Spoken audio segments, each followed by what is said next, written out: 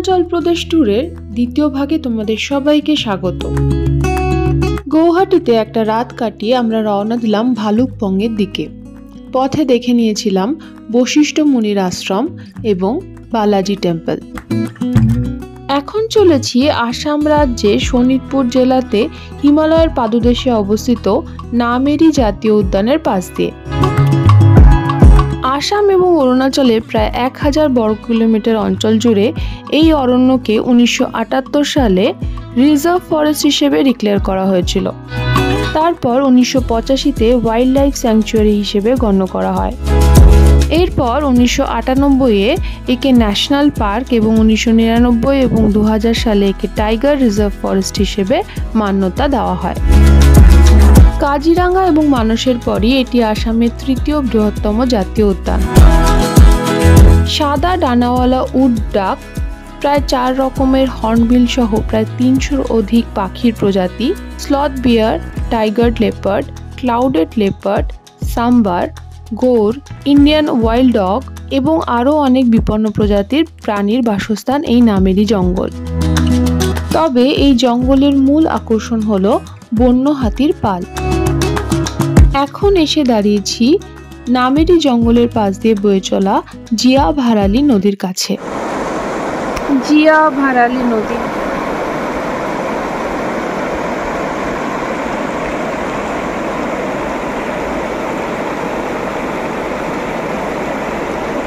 এই নদীটি অরুণাচল থেকে উৎপত্তি লাভ করে সেখানকার কামেং এবং ভালুকপংয়ের উপর দিয়ে প্রবাহিত হয়ে আসামে প্রবেশ করে শোণিতপুর এবং তেজপুরের উপর দিয়ে প্রবাহিত হয়ে সোজা ব্রহ্মপুত্রে এসে মিশেছে।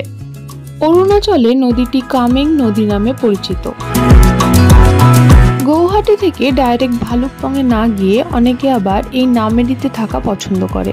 নামেরিতে থাকলে জঙ্গল সাফারির সাথে সাথে ওয়াটার রাফটিং, ফিশিং, ট্রেকিং প্রভৃতি বিভিন্ন অ্যাক্টিভিটিও করা যায়। নদীর ঠান্ডা ঠান্ডা জলে পা ডুবিয়ে বসে আছি। বাপরে, তিলটা এখান থেকে স্পষ্ট দেখা যাচ্ছে, মানে কি হারে আরো ঘুরবো।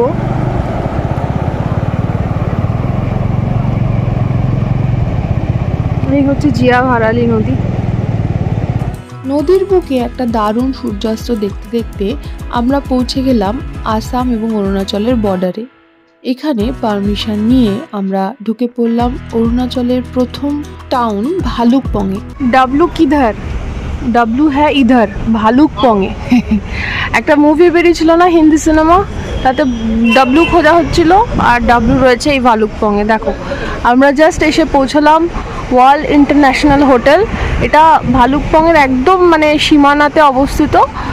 ভালুকপংয়ে দেখার মতো সেরকম কিছুই ছিল না, তাই কোনো মতে একটা রাত কাটিয়ে রওনা দিলাম দিরাংয়ের উদ্দেশ্যে। গৌহাটি থেকে ভালুকপংয়ের দূরত্ব ছিল প্রায় 250 কিলোমিটারের মতো। এখন ভালুকপং থেকে দিরাংয়ের দূরত্ব প্রায় 145 কিলোমিটারের মতো। পাহাড়ে চড়া শুরু হয়ে যায় ভালুকপং থেকেই। কাজেই কারোর যদি মাউন্টেন সিকনেস থাকে তাহলে এখান থেকেই প্রিকশন নেওয়া শুরু করো।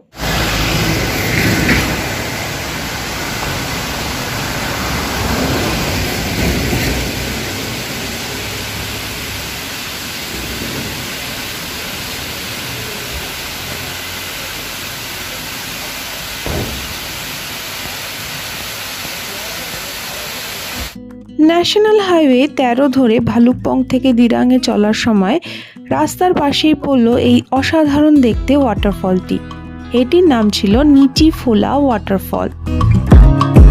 ভূপৃষ্ঠ থেকে প্রায় 5700 ফিট ওপরে এই অঞ্চলটি বছরের প্রায় সব সময়ই কুয়াশাবৃত থাকে। সেই কারণে বর্ডার রোড অর্গানাইজেশন একটি সুদীর্ঘ টানেল তৈরি করেছে এখানে। এই ডি শেপের সিঙ্গেল টিউব ডাবল লেন টানেলটি প্রায় 500 মিটার লম্বা এবং এটির নাম হলো নাচিফু টানেল। টানেলটি তৈরি হওয়ার ফলে প্রায় 6 কিলোমিটার রাস্তা কম হয়ে গেছে এবং তাতে করে 15 থেকে 20 মিনিট সময় কম লাগছে। এছাড়াও কুয়াশাকে এড়ানো যাওয়াতে প্রচুর অ্যাক্সিডেন্টের সংখ্যাও কমে গেছে। আমার সাথে অরুণাচল ঘুরতে তোমাদের কেমন লাগছে অবশ্যই কমেন্ট করে জানিও। ভালো লাগলে একটা লাইক করে দিও। আর চ্যানেলে নতুন হলে সাবস্ক্রাইব করতে ভুলো না। NH 13 ধরে আমরা এগিয়ে চললাম। বমডিলা যাওয়ার পথে আমাদের রাস্তায় পড়ল ডিউডাল টারপালিং মনেস্ট্রি। এটি অরুণাচল প্রদেশের ওয়েস্ট কামেং এর জামেরি পয়েন্টে অবস্থিত। এর ওপর থেকে নদীর একটা অসাধারণ ভিউ দেখতে পাওয়া যায়। আমরা অবশ্য মনেস্ট্রিতে যাইনি, আমরা সোজা রওনা দিয়েছিলাম বমডিলার দিকে। পথে জামেরি পয়েন্টে একটি ফুট সাসপেনশন ব্রিজের দেখা মিলল। দুর্বল এই ব্রিজে অ্যাট এ টাইম মাত্র 10 জনকে অ্যালাউ করা হয়। এটি টেঙ্গা নদী, যেটি কামেং নদীর একটি উপনদী, তার উপরে তৈরি।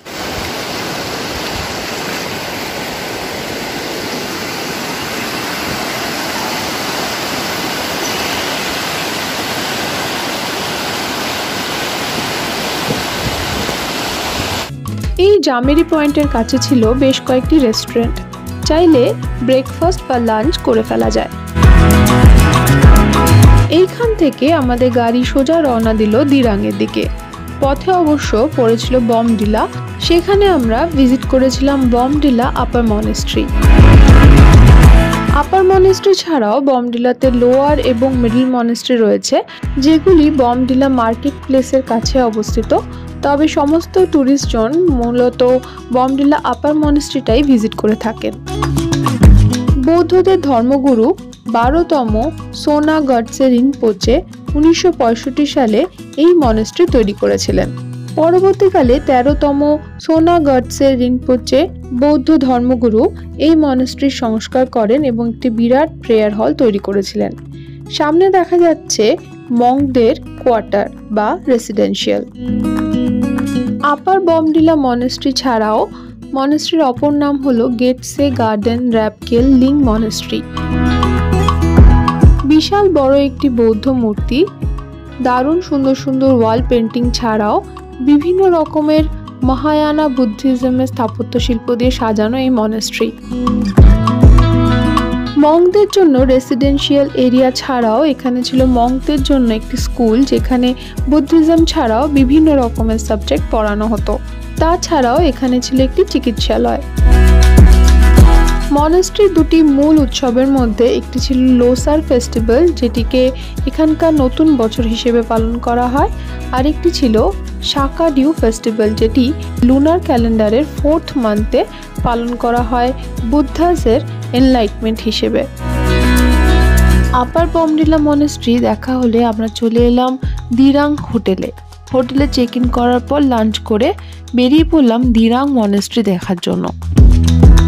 দিরাং মনেস্ট্রি এতটাই সুন্দর ছিল যে ওকে বর্ণনা করতে গেলে আমার একটা পুরো ভিডিও লেগে যাবে, আর সেটা তোমরা দেখতে পাবে পরের ভিডিওতে। দেখা হচ্ছে নেক্সট ভিডিওতে, ততদিন সবাই খুব ভালো থেকো। এখন তবে আসি, বাই।